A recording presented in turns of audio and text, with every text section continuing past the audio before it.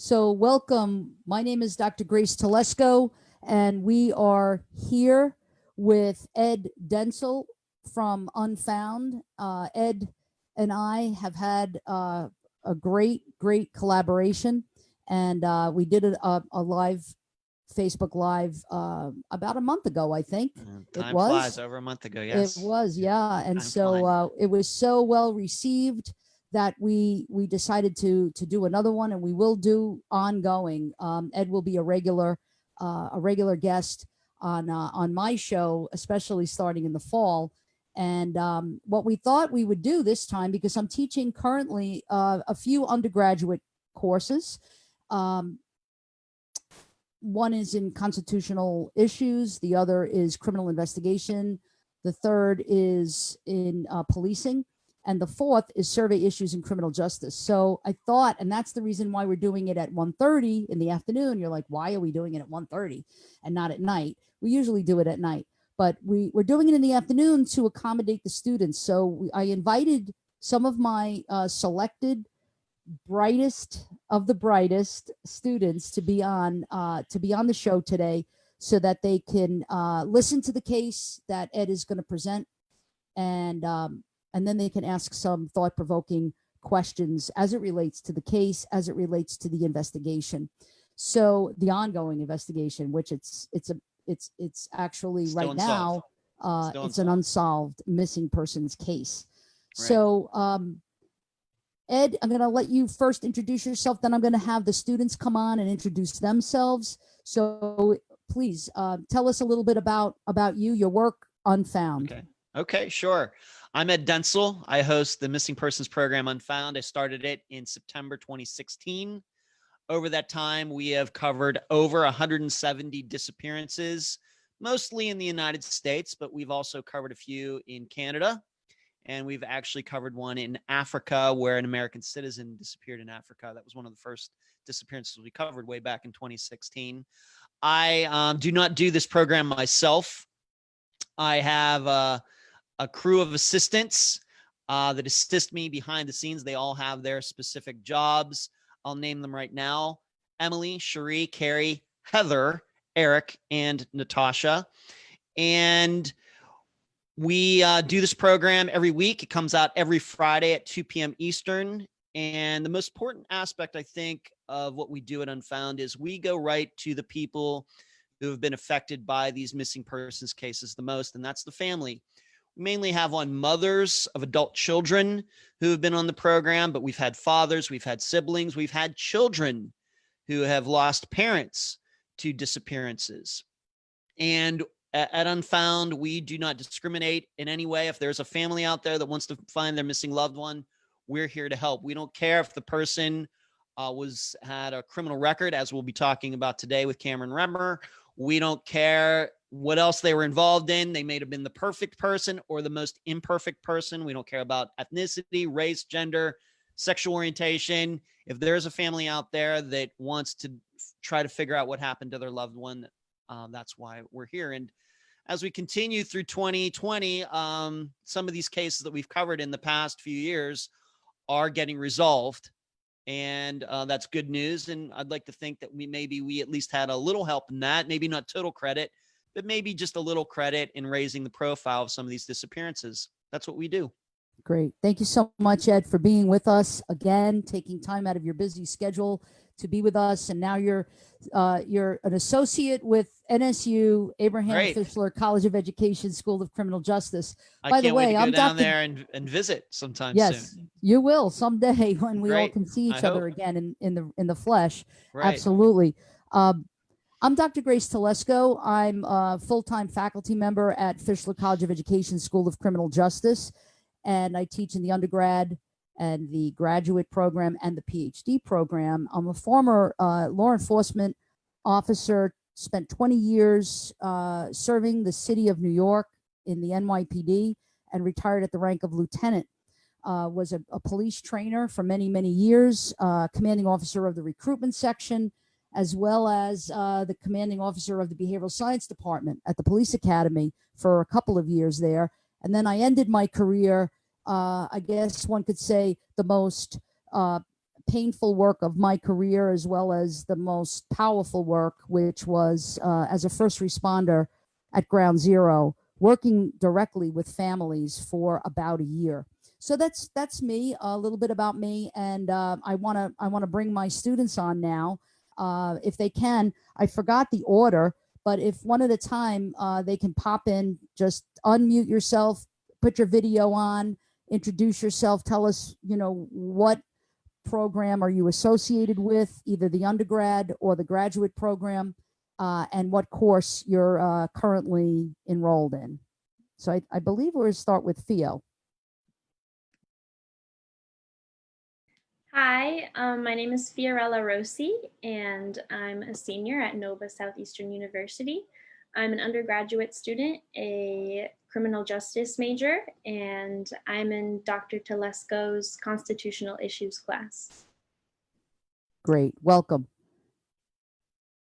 And so Marielle, I think, was next, right? Yeah. Hi. My name is Marielle Few, and I'm an undergrad at NSU. I'm currently in the courses of constitutional issues and criminal investigations. I'm doing a major in criminal justice.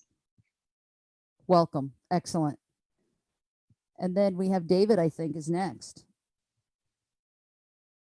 Hi, folks. My name is David Troxel. I'm currently finishing up my undergrad at NSU. I've taken many courses with Dr. Telesco, and here shortly, I look forward to joining her master's program. But of course, I'm going to need those letters of recommendation. You got it, David. No problem. Gladly. Who's next? Sharika? Oh, no, Tiffany. Tiffany, I'm sorry. Oh, fine. Sure. I'm Sharika Lewis. I'm a graduate. I'm taking surveys to criminal justice for juvenile justice. And I don't know what else to say, so I'm just listening. Okay, great. Thank you so much. And finally, Tiffany. Thank you. Hello, my name is Tiffany Pohl. I am an undergraduate criminal justice major and forensic science minor at Nova, and I'm currently taking constitutional issues with Dr. Telesco. Perfect. Excellent. All right. So what I'm going to do is I'm going to also I'm going to kind of stop my video for a little bit for, Ed is going to lay the groundwork of the case. He's going to talk about why he selected the case, why it's so important and relevant at this time. And then he'll just kind of give me instructions, because I have a couple of pictures that I'll share. I'll share my computer screen with you during whenever it is that he directs me to do so. And then when he's finished with laying the groundwork for us, then I'm going to invite all of my students to return by turning their videos on, unmuting themselves, and asking those important questions. Now I'm also monitoring the Facebook. So if you see me looking down, I'm not being rude. I'm just trying to monitor the comments. We have about 14 people right now watching us live. We have Jill is with us, and Jasmine. We have Ida is with us. We have Jessica and Dr. Kushner. They're all watching, and I'm hoping that we can have some thought-provoking discussion as well. So without any further ado, Ed Dentzel, it's all you. Okay, thanks. Yes, Cameron Remmer. First, I think I have to tell you how I found out about his disappearance in the first place. And actually, I found out about his disappearance along with some other disappearances that happened in San Francisco around the same time, in the same kind of area of San Francisco. And all of these young men were around the same age. And let me see if I can name all of them off the top of my head. Cameron Remmer, Sean Dickerson, Sean Seedy, Christian Hughes, and Jackson Miller are the five. And that caught my attention sometime in 2018. And from the outside, you could believe that all of them disappeared for the same reasons. And so got into that, trying to figure out if that was certainly the case, because really all these five young men disappeared within blocks of each other over the course of about 5 years. What's going on? And so eventually I was able to talk to some members of some of their families, not all of their families, everyone but Sean Seedy's family I've talked to. And then we ended up covering Cameron's disappearance on Unfound in late 2019. And then Jackson Miller's disappearance we covered in early 2020. And overall, I think at this point, I can tell you that these young men did not all disappear for the same reasons. But in getting into each of these disappearances, seeing the specifics of each, I kind of centered on Cameron's as something that I thought we at Unfound needed to work on a lot more because of what just kind of scratching the surface we discovered. What happened was that in the course of contacting his mother, Valerie, a main point jumped out to me, and it's something that I think probably only people who have covered 170 disappearances would realize, is that it gets somewhat peculiar when somebody is kicked out of a hotel and then their cell phone use stops at virtually the same time, which is what happened for Cameron on October 6th, 2011. And so I wanted to try to find out why that was. Maybe there was a very good reason for that, or maybe it was not such a great reason. Luckily, Valerie and the people around her daughter, and some friends of Cameron's over the course of late 2011 into 2012, they themselves did fantastic work as amateurs, as family members, something that I don't see a lot in my work. Mainly what I see are family members, at least at the beginning, just sitting back and allowing the police to do their work, which seems like the right thing to do, but many times it's not. And Cameron's family didn't, and his friends did not sit back and wait for the San Francisco Police Department to do their work. They went up there to San Francisco and they started asking questions on their own. Now, what came from that was a very, very accurate timeline of what Cameron was doing while he was in San Francisco. Something important to note is that he didn't just get there on like October 4th or October 5th. In San Francisco. He's actually from the San Diego area, and he had been up there for over a week. Although when he went there, nobody seemed to know that he was planning on staying that long. The perception is that he would just be there a few days. He ended up being there for over a week. He went to a concert. He met a young woman that he hung out with for a few days. But to be honest with you, and this is where I have to reveal this, he was up there for illegal reasons. He was up there. He had brought a bunch of pens, what they call them in the drug dealing business, up to San Francisco. And he had hooked up with some guys up there who had hash, something like that. And they were going to put it in these pens. He was going to give them. He went up there with $30,000. He was going to pay them for these drugs and to do this work for him. And then he was going to take this all back to Southern California to sell. And that's what he was doing there. And so he was waiting around for them to do this work for him and that he was paying for before he could come back to Southern California. And how he was going to get back to Southern California is still something we're not sure of all of these years later, because he never did get a plane ticket. So we're just not sure. So he was up there this whole time for that over a week. And he was around some shady characters. And I've one in particular was John Caleb Marks. I sent a couple articles to Dr. Telesco that she could look at. He had been in trouble with the law well before 2011, mostly involving drugs. And that was one of the last people that Cameron saw before he disappeared that October 6th, 2011. But once again, on Unfound, we don't care about such things. If there is a family that wants to find out what happened to their loved one, we don't care if they were perfect, how perfect, how imperfect. We don't care. We cover many disappearances of both men and women who have lengthy criminal records. We don't care. We give each disappearance an equal amount of attention. Once again, we don't care. So in Cameron's case, yes, he was doing something illegal in California. Our standpoint is if he had been caught, he should have been put away in jail for whatever the sentence would be.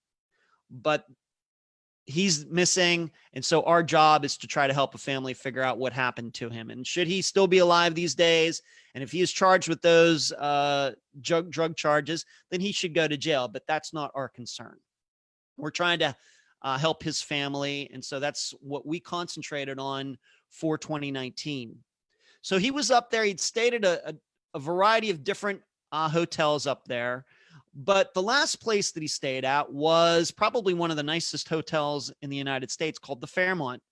And in fact, my understanding is that when Barack Obama was president, that is where he would stay with, of course, his Secret Service detail when he would go to San Francisco. And I actually, in my research, I actually got to talk to a couple people who worked at the Fairmont who actually got to meet President Obama while he stayed there. That is how ritzy or fancy this hotel is. Well, that's where Cameron Remmer spent his last couple nights in San Francisco. Once again, waiting for this work to be done. Well, on October 6th, the work was done. And he had gotten this product back from this guy, John Caleb Marks. And he had it, Cameron had it in these bags. And he went back to the Fairmont on the evening of October 6th, 2011, even though he had no registration to stay there that night. And once again, that's still a mystery to this day. But one of the bellhops who I spoke to, I tracked him down, handled these bags with these drugs in them, even though he didn't know at the time there were drugs in them. And they put them in like a storage room at the hotel. So Cameron, that night, that evening into that night, 8 o'clock, 9 o'clock, he's in there by himself, just hanging out, talking to people. I spoke to the bellhop. I spoke to the food and beverage manager who encountered Cameron at the time, was able to track him down. And he spoke to Cameron that night, and he said, Cameron, he was by himself, just going from group to group in this one bar that they have there. Seemed a little strange, but not overtly so. This guy said that they'd had way more rambunctious or stranger people in his time working there. He does not work there anymore, but nothing that really bothered him in any way. No reason that he thought that security should be called or anything else. Well, at some point, as Cameron's family eventually found out, at some point around 11 o'clock, Cameron did something. We're still not sure what that is because the security people won't talk to me or any of my assistants. And they weren't even that forthcoming, I don't think, with the San Francisco Police Department. Something happened and Cameron got kicked out of the hotel. Now, what is noteworthy about this is he got kicked out, but he didn't take his drugs with him. Those drugs remained in that room for a few days after his disappearance. And so his family eventually figures out that he is missing. They decide to go up there, find out what's going on. They get his phone records, etc. And they find out from hotel security at the time, once again, way back in late 2011, that he had gotten kicked out, although they were never given the names of the security guards on duty at that time that night. They just said, well, he was doing something, allegedly running around inside the hotel, and they had to kick him out. Well, what they also discovered in getting his phone records, and once again, I've stated many times, these are the most complete phone records I've ever seen, and I've looked at a lot of them over the last 3.5 years. But what is obvious is that right around the time that Cameron got kicked out of the Fairmont, his cell phone use stopped. The phone was still on, but anybody who tried to call him, no answer. He also had no outgoing texts right around that 11:21 p.m. Time frame of October 6th, 2011. And that's where I kind of came into this in early January, February of 2019. I found out about that. And so I was like, well, that's weird. And especially when you consider that this is a fairly fancy hotel that has its own security with video cameras, etc. You wonder how that can happen. Now, of course, you should know that regarding going back to all of these 5 young men is one of the beliefs is that they jumped off the San Francisco Bridge, because the Golden Gate Bridge is the #1 place to commit suicide in the United States. And I actually watched a documentary about that came out a few years before Cameron disappeared in my research for Cameron's disappearance. I'm not convinced that any of these men went off the bridge, and I'm surely not convinced that Cameron did. But I think that's kind of the way it was thought of at the time, that he got kicked out of there. Cameron did have some mental issues that could pop up once in a while, bipolar, very manic, very energetic, and then very laid back. As anybody who's dealt with people with bipolar disorder, if they're not taking their medication, that's the way they can be. Cameron could be like that sometimes. And so they kind of just dismissed it. Well, I come along in 2019. I said, well, maybe we need to look at this disappearance a different way. And so that's what we started to do in 2019. And these are some of the things that we were able to discover. That the San Francisco Police Department, and I could name one of the investigators, her name is Mckenzie, got involved in the disappearance, and she just wasn't involved in Cameron's disappearance. In her job was mainly missing persons cases at the time. So she was responsible for some of these other missing persons cases I've already mentioned from San Francisco. And she looked into Cameron's. Well, my understanding is they tried to get video from the Fairmont from that night, very shortly, not long after Cameron disappeared, and the Fairmont wouldn't give it to them.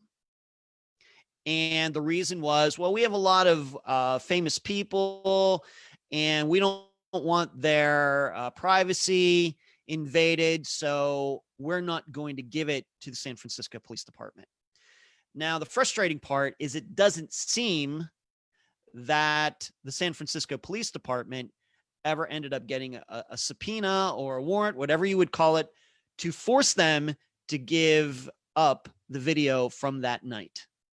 So that is a major flaw, I think, in the original investigation of Cameron's disappearance.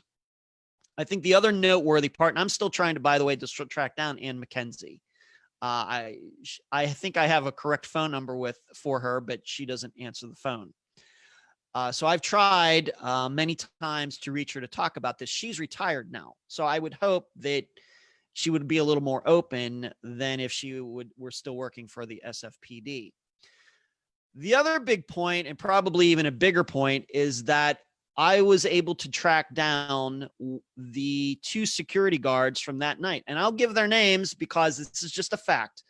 The 2 men that were working that night were Dan Inouye and Steve Cannon. You should know that the Fairmont Hotel does not have what you would call its own security. It is contracted out to a company called, at least at the time, it was First Alarm. So these people who worked security at the Fairmont did not get a check from the Fairmont. They got a check from their company. Like I said, it's like a bidding process. And the way I was able to track them down was in a very old website that isn't even used anymore. I was able to find the name of a guy. His name was Chris Handesides, who worked in security at the Fairmont at the time. He was like the contact person. Should there be an earthquake? Of course, that would be a concern all the time in San Francisco. I was able to track him down on Facebook, and he got back to me. And it was of course, it was 2019. It's 8 years later, and he had stopped working for First Alarm and actually stopped being a security guard not long after. He's in a totally different profession now. But he was, through going back, trying to figure out what was going on at the time, he was able to figure out who would have been working that night. And I was able to track Dan down. My assistant Cherie was able to track down Steve down. And in both cases, we got blown off. Cherie ended up getting at least one email response from Steve, but he says he doesn't even remember the night, doesn't even know if he was working that night, doesn't remember Cameron, on and on and on. Whereas with Dan Inouye, I was able to get an email and phone number for him. And over the course of about 3 months, I called him 5 times and texted him or emailed him 5 times. Certainly not anything that anybody would call harassment. And he ended up blowing me off. And on top of that, and I sent the message that he sent to Cameron's mother, He claimed that I was harassing him. He claimed that I was a scary individual, and on and on and on. I'm not going to read it word for word, but I did send it to Dr. Telesco so she could read it. And anybody who knows me knows I'm not like that, knows that that's not the kind of program we do at Unfound. And it seemed like an overtly outrageous response to me just wanting to ask him what he remembered about that night. Now, what he told Valerie is that he remembers Cameron and he remembers escorting him out of the Fairmont that night, but he doesn't say why they did it, who called them, what direction Cameron went. Doesn't say why Cameron left his drugs inside the building, didn't take his luggage with him. It just, the story that Dan tells has no context. It just says, yeah, I remember him, and we took him out. And of course, his response, you know, myself and my assistants over the course of the last few years, we contact a lot of people. Sometimes we reach them, sometimes we don't. It just depends. This is the most unique response that we've ever gotten. And like I said, I was not harassing him. I don't even live in California. I live in Florida. I tried calling him about 5 times over 3 months. That could hardly be called harassment. But this is how one of the security guards reacted to me wanting to talk to him about what happened that night at the Fairmont regarding Cameron Remmer. And I was able to, it took some time to put this all together, but I think what it exposed is that Cameron's disappearance needs to have new eyes on it by the San Francisco Police Department, because of how these 2 security guards who surely had interaction with Cameron that night and how they don't want to talk about it. Now, on top of the fact, I don't think that the San Francisco Police Department at the time in 2011 ever spoke to them. I don't even know if they know who they are. And on top of that, I called the Fairmont sometime last summer and talking to, they do have a head of security, but also works for First Alarm, who was actually working in there at the time in 2011. He still works there now. And the story he told me last summer is different from the one that he told Cameron's mother and other family members at the time back in 2011. Now, that could be dismissed as being an issue of being 8 years later, or it could be something else, but he surely got some of the facts wrong, glaringly so. And that would probably be a little too complicated to get in right at this time. All I will tell you is what he told me and what the facts are 2 different things. Once again, I could kind of dismiss it as being, it's 8 years later, he got a little things confused, but I do not think that when it comes to the 2 security guards who actually got together or whatever happened with Cameron that night and allegedly escorted him out. Now, the other reason that I chose this disappearance is because there's been some action on Cameron's disappearance recently. And I sent the picture to Dr. Telesco. Within the last, I'm going to say 6 weeks, maybe going back to April, we're doing this on, what is today? June 15th, 2020. Sometime maybe in late April, there is a group in San Francisco. San Francisco has a lot of homeless people there. So they go around talking to them, making sure that they're getting food, if they need any attention, and just to try to figure out maybe some of them are missing. Well, they came across a man and they took a picture of him. And some people think that this actually could be Cameron Remmer. I will admit that I'm not so sure. All of you watching this can be the judges on that. There he is. He's being shown there. The problem we have with that picture is that he's looking down at his phone. We don't have him looking right at the camera. I suppose he looks like he could be a homeless person. But as I've stated, I'm not trying to influence people either way, but I'm just telling you as a guy who's looked at a lot of missing persons pictures and over the last 3.5 years, in a way, this guy almost looks a little bit too much like Cameron. We have to remember this is now almost 9 years later. If he was living on the streets and moving from area to area over the course of 8 to 9 years, it would surely, I think, take an effect on his appearance. If we are to believe that as Cameron, he almost looks too much like 2011 Cameron and not what would be 2020 Cameron. But that's up for all of you to decide.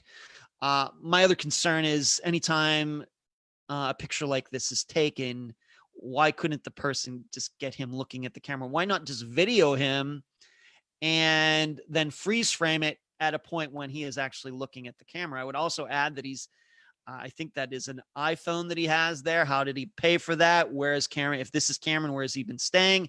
How has he been staying off the radar, et cetera, et cetera, et cetera. So this is how I look at it from a reporter, researcher, investigator point of view. I hope it's Cameron. I've told that to his mother over the last 6 weeks a couple times. I hope it's Cameron. I also have, been around long enough to tell families don't ride the emotional roller coaster, because a lot of them end up hearing about, hey, we think my son was seen here, and they'll go there and it doesn't turn out to be anything. And so they have to ride this roller coaster up and down, which I don't think is healthy. So I always try to tell the families that I work with, to restrain your expectations and just let things play out. But that's, in general, the disappearance of Cameron Remmer. Now, you should know, if you go to iTunes, Spotify, Podomatic, Podbean, Stitcher, and listen to the episode that I did with his mother as the guest back in November, December of 2019, the episode's like over 4 hours long. Unfound is known for doing some longer episodes, but I think that's the longest one ever. But the interview with Valerie was very long. And then after that, I went through everything that we did in 2019 to try to get some more facts, more information on Cameron's case. That's why the episode is so long. But I would urge you to go do that after we're done today, so you can hear for yourself everything that in more detail that we went through over the course of 2019. You'll hear more about the phone records, more about Daniel Inouye, Steve Cannon, First Alarm, these other people that Cameron ran into while he was there. You'll hear all of that in that interview that I did with Valerie. And what Dr. Telesco has posted up right now is a lot of people believe, once again, not just Cameron, but some of these other young men who disappeared, that they all went and jumped off the Golden Gate Bridge. I'm not convinced of that at all, but I just did a map for today's show showing where the Fairmont is, and then showing how far it is to the Golden Gate Bridge. Of course, by car, it's 15 minutes. It's 6.4 miles. Of course, to walk it might take a few hours. And we also have to remember that at the time that Cameron disappeared, it was at night, and the Golden Gate Bridge is not open for pedestrians at night anymore. They changed that around 2008, 2009, a couple years before Cameron disappeared. So that's where the investigation, that's where the case stands right now. And so that's, I'm just going to stop right there. Maybe people want to jump in. Dr. Telesco, we can continue our discussion regarding Cameron's case in this forum. Okay, great. I was trying to actually show Cameron today when he disappeared, so that people could have an opportunity to see this picture versus the other picture. And I'm just going to try to get the other picture up. Okay. Again.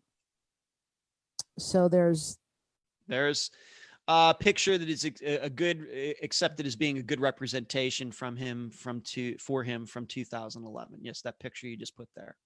Yeah, I don't know why, for some reason. All right, I'm going to just do my desktop for a minute. So here's, let me just get all these pictures up. So we've got,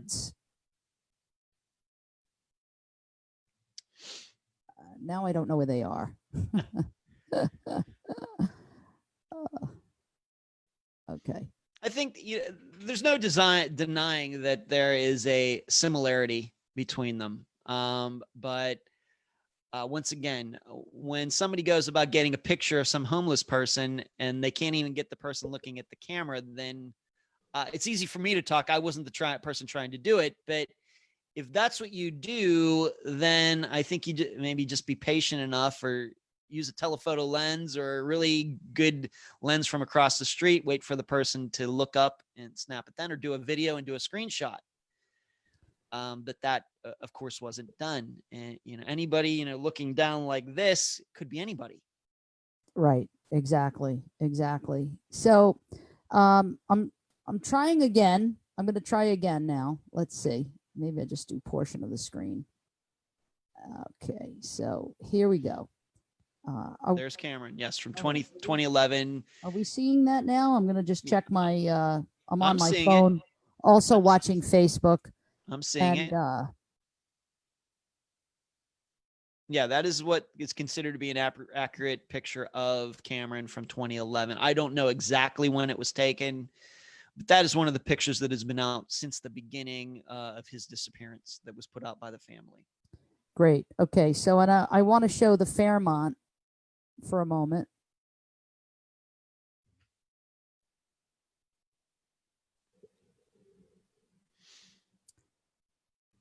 The Fairmont is here.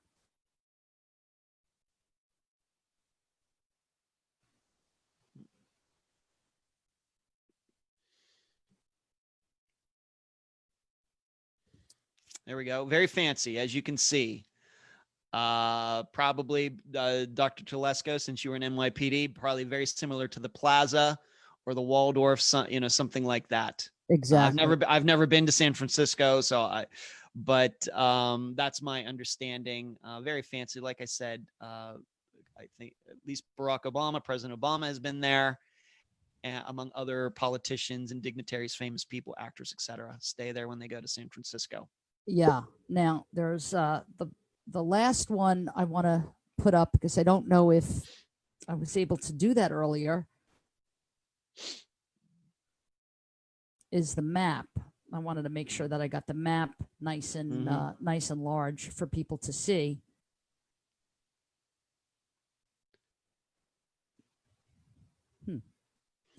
And I can't get it again. So now it won't let me stop sharing.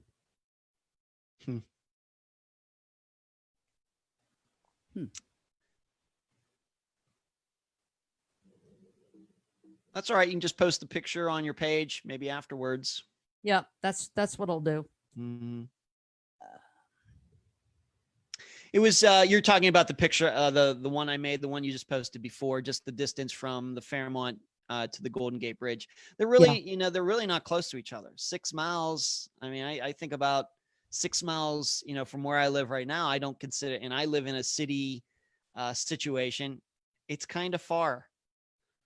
Yeah. And so I just don't think it's reasonable for people to think that Cameron went to the bridge that night or the next day or anytime and jumped. And one of the things you learn about watching that documentary is that 99% of people who jump off the bridge are seen by others.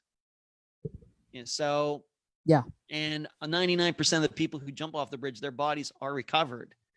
So this is what leads me to believe that Cameron's certainly not, and to maybe a lesser extent, all the other young men that we mentioned, I don't think any of them went off the bridge. Right.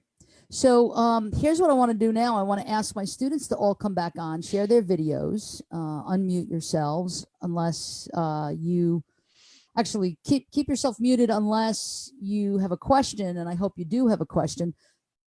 I am going to ask one question first that I have, and then I want to give Ed an opportunity to answer these questions. And by the way, in the chat box on Facebook, I did put all of the links to a couple of things. One is I put some links here for our programs, for our undergrad program, for our master's program, and for our PhD program.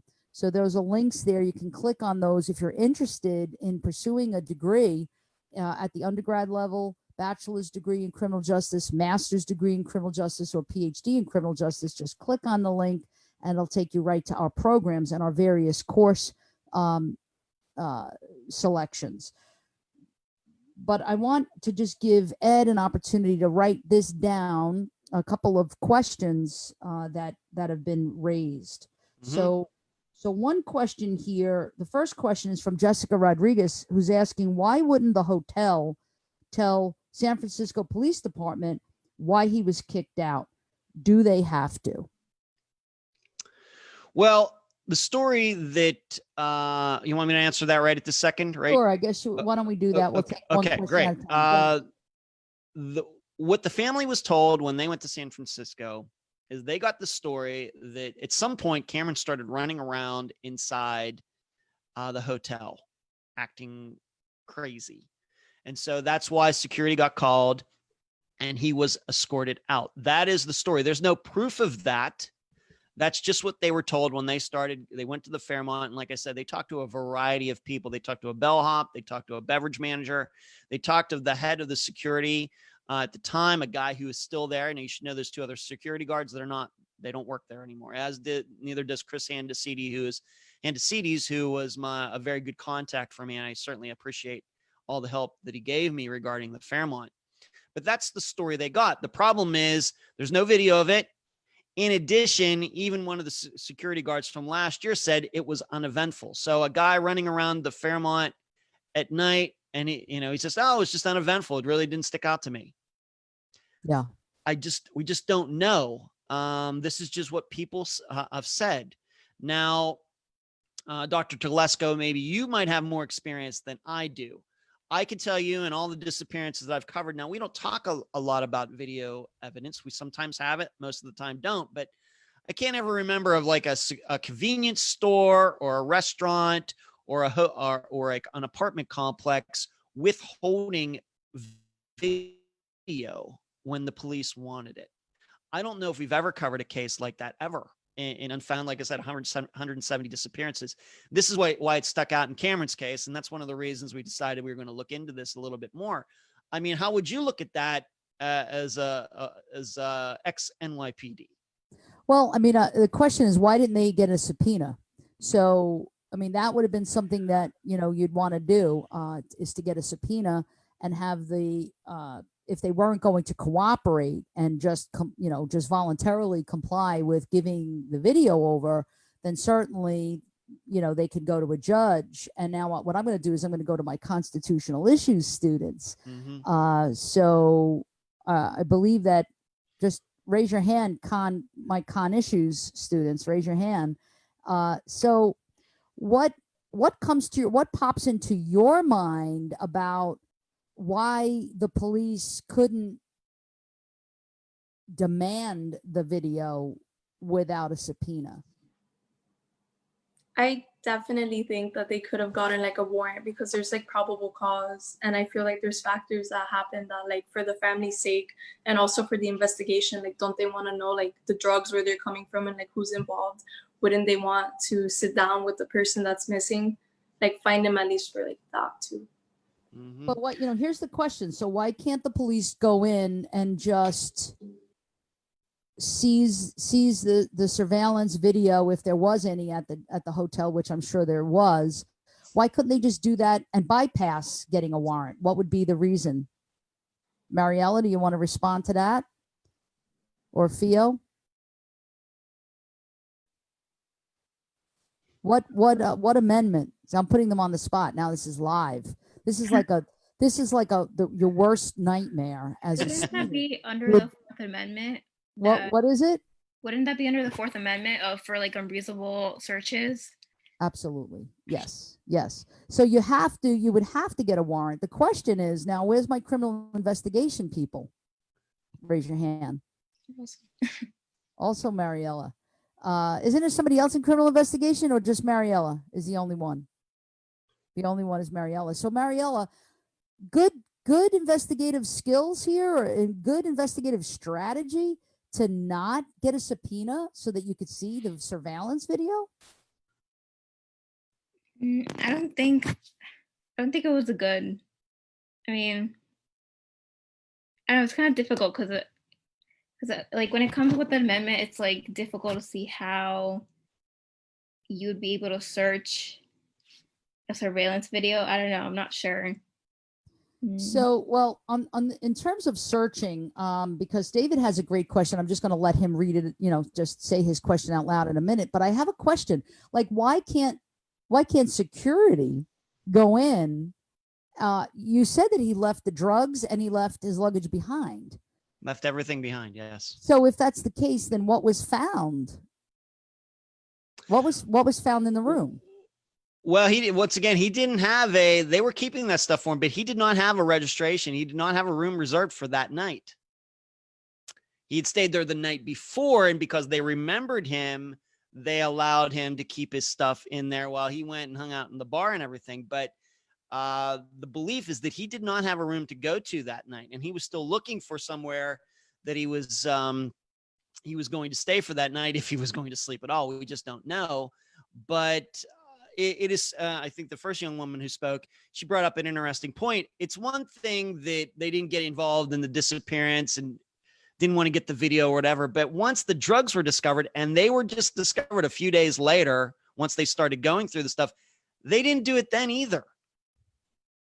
And like I said, it was $30,000 worth, probably street value way higher than that. Absolutely. So there's a disconnect there in the investigation for sure. A big dropping of the ball. If I could talk to Ann Mckenzie, would know, but she doesn't return my calls. Yeah. So David, you want to. Well, just to kind of throw my hat in the ring on that last one, I would assume that the police department would, once there's illegal activity, drugs, anything that's confiscated or found by the hotel staff, they would want to turn that over to the police department, obviously to limit their liability. But also, you would think that they would want to aid the police in any type of investigation regarding those drugs or illegal substances, and would be a lot more forthcoming with any type of evidence, so that they could find that individual, if for no other reason but to keep them out of the hotel, as far as, bringing criminal activity there. Yes.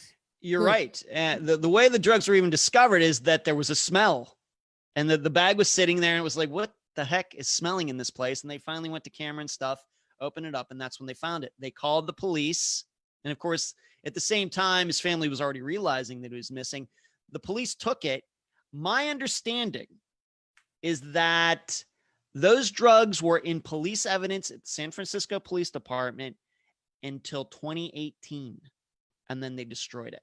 They had that for 7 years, and they never questioned John Caleb Marks, who is a known drug dealer in the area. All these other people who were involved in putting this deal together. To my knowledge, the San Francisco Police Department didn't talk to any of them. Interesting. I have a question. Yes, I put your video off because it looked like you needed some time to get settled. So let me just turn your video on and go ahead, Sharika. Sharika joins us from the graduate program, Masters in Criminal Justice. Go ahead, Sharika. Oh, my question is, the night before, how did he pay for his hotel room? And do you think those guys that kicked him out of the hotel, do you think they knew him and maybe they did something with his body?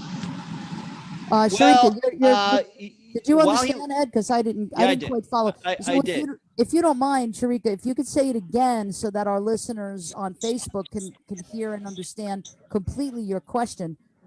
Go ahead. Just give me one more time. Go ahead. I'm sorry. I was asking the night before, how did he pay for his room at that hotel?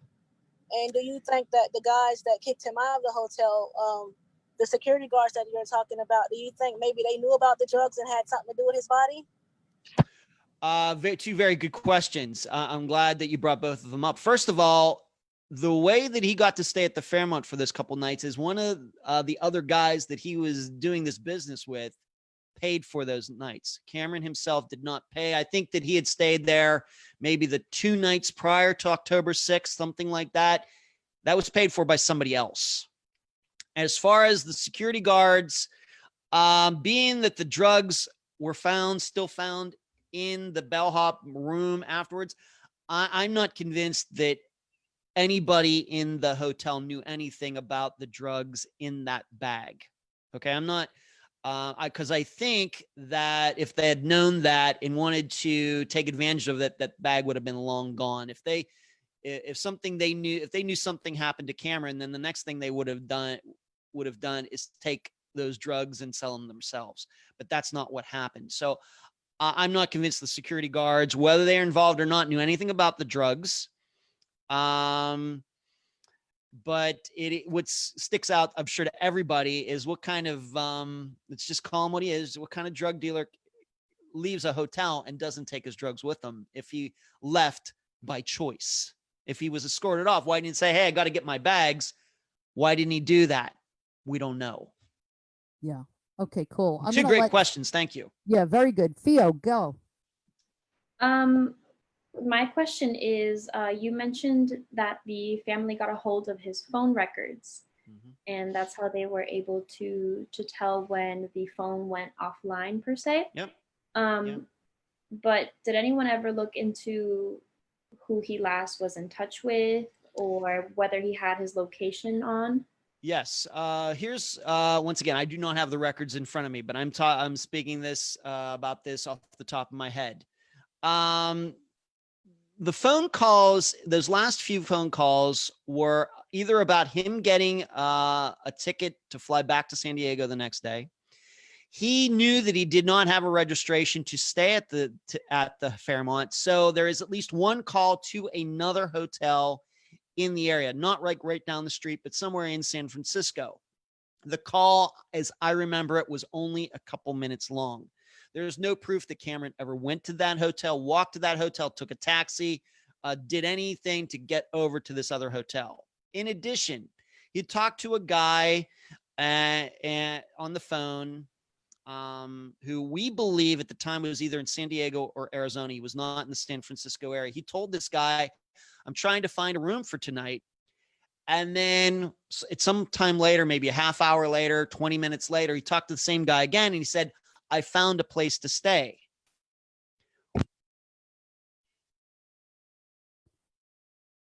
Ed, we lost your audio. Hello. There you go. All right. We missed the last sentence. Okay.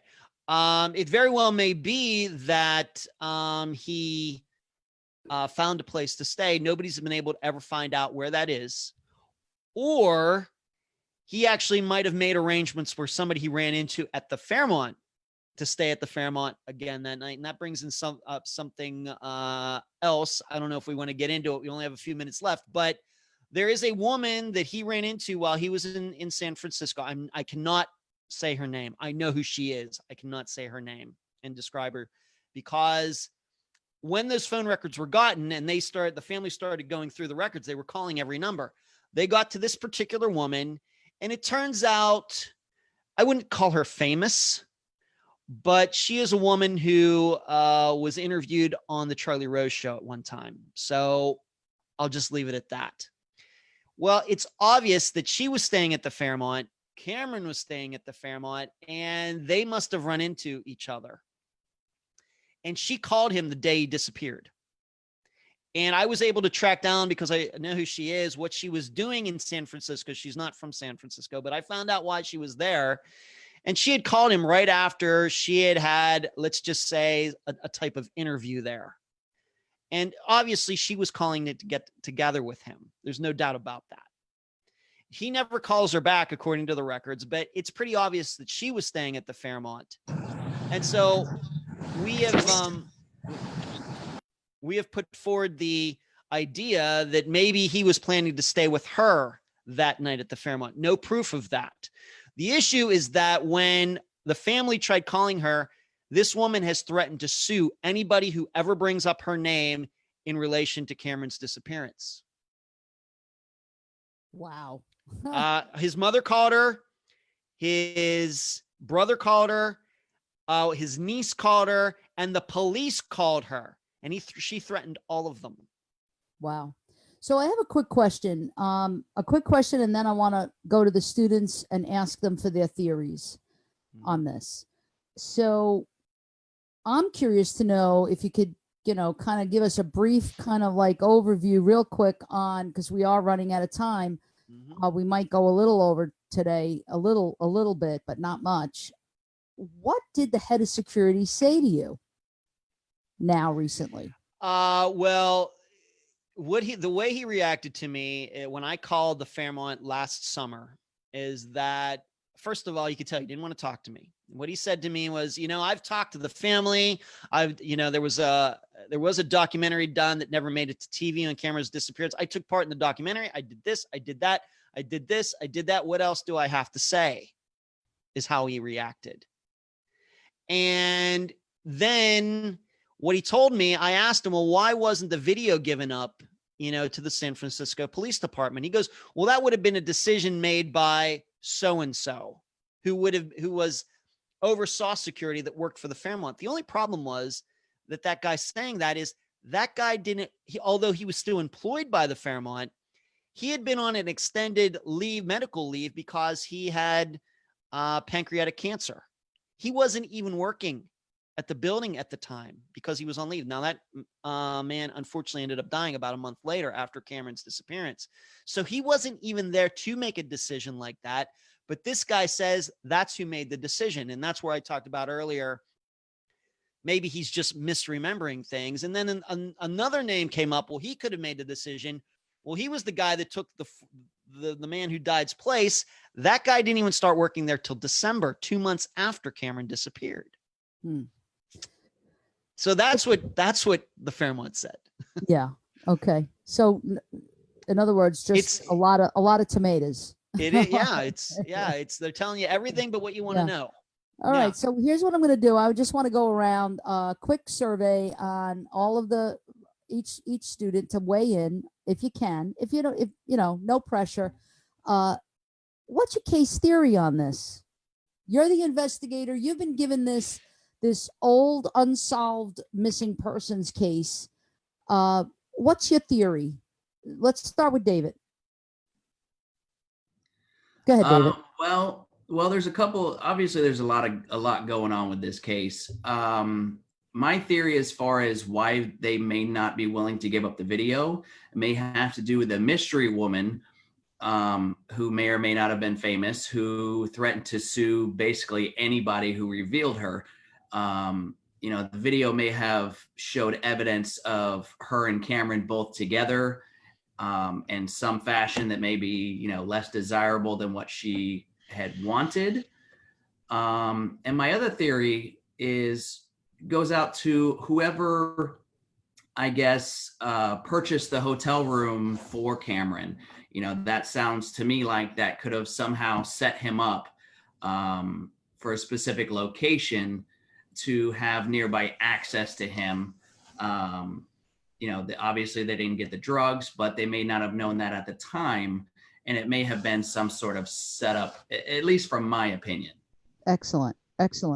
Ed, give me the thumbs up or thumbs down on that kind of a case theory. Those are certainly two theories that we've talked about extensively, both between myself and my assistants and Valerie, his mother. I lean away from the drug dealers having anything to do with this, because you would think if they were to get rid of Cameron, they'd get their drugs first. That's why I kind of lean away from that. We talk a lot about drugs on the program, and the drugs always disappear. They don't end up in police hands. They always disappear. Right. So that's an interesting, interesting variable there. So Theo, you want to weigh in? Give us your case theory. I mean, if you don't have one, that's okay, because I don't want to pressure you. But what's your take on this case? I think best case scenario is you mentioned mental illness before, that he suffered from. Yes, that's true. Some of that. So I think maybe best case scenario is that he could have had an episode and maybe became disoriented and kind of didn't know what to do or who to contact. I think that would be best case scenario. But my instinct is to want to follow through more with all the parties that were involved, their unwillingness to cooperate with the investigation.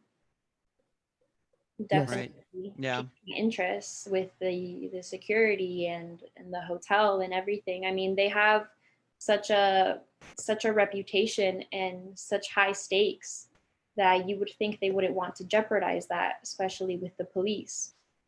Exactly. I Well agree. said. Articulate, right on point. Great. Mariella, you want to weigh in? Case theory? Give it a Yeah, shot. I agree with what Fiorella said. I was thinking about how maybe he had an episode and also he had bipolar. Do you know if he was on medication at the time? Oh, well, he had medication, but he didn't like taking it. Right. From what his family was. So yes, that's a huge variable in this case, as it always is in these types of disappearances. I think you're both right that if that's what happened, then I think that we should maybe look at the idea that he became homeless, and that could be the picture of him. Certainly. Yeah, so I think since he didn't take his medication and he was also drinking that night, he probably had an episode, and God knows what he did after he got kicked out of the hotel. Okay. Excellent. Thank you, Mariella. Perfect. And Tiffany, you want to weigh in? I just basically agree with like everyone's points so far. That's like Okay. No other theories. Sharika, you want to weigh in? Yes,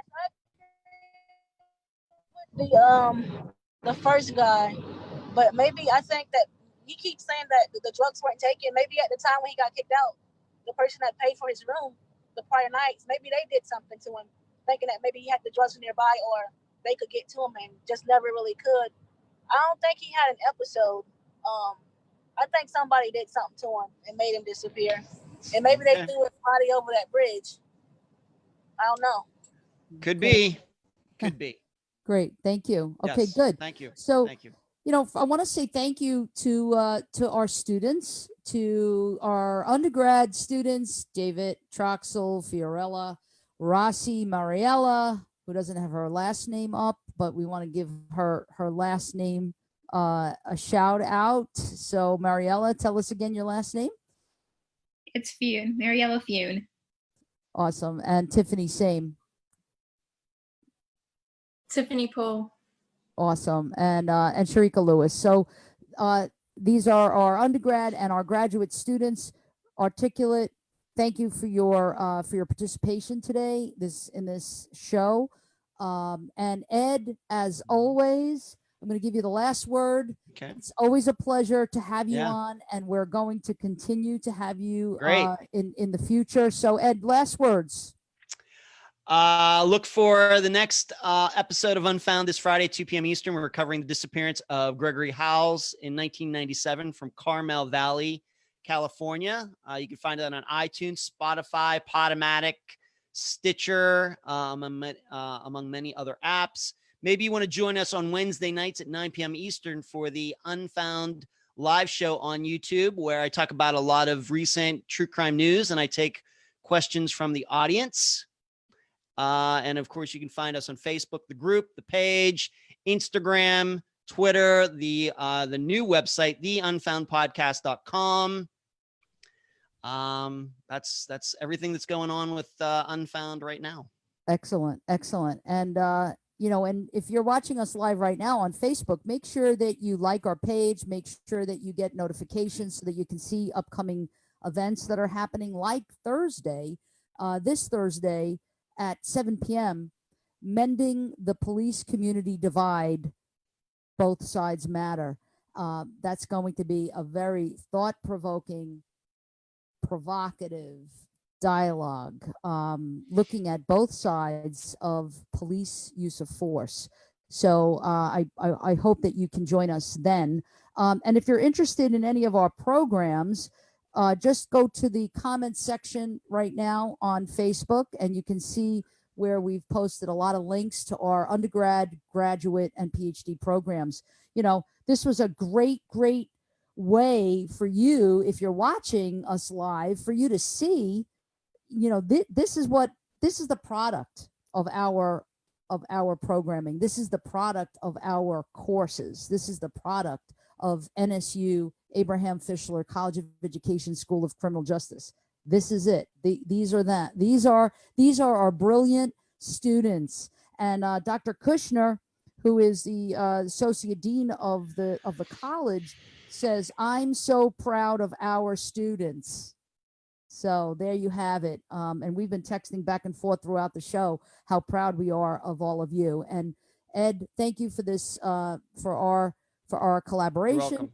for our Thank relationship, you. and we continue in the future to have future programming. So Great. thank you all for joining, and be safe out there. Stay well, and don't forget to tune in to not only Unfound but all of Fischler's Fischler College of Education School of Criminal Justice programming.